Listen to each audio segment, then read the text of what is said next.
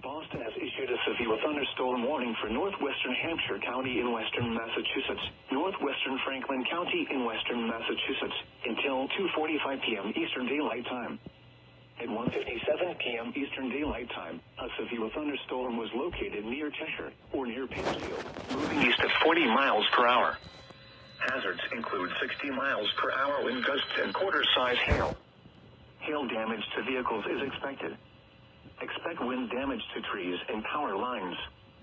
Locations impacted include Plainfield, Coleraine, Conway, Hawley, Buckland, Montague, Greenfield, Cummington, Lytton, Ashfield, Charlemont, Deerfield, Shelburne, Heath, Rowe, Goshen, Gill, and Worthington.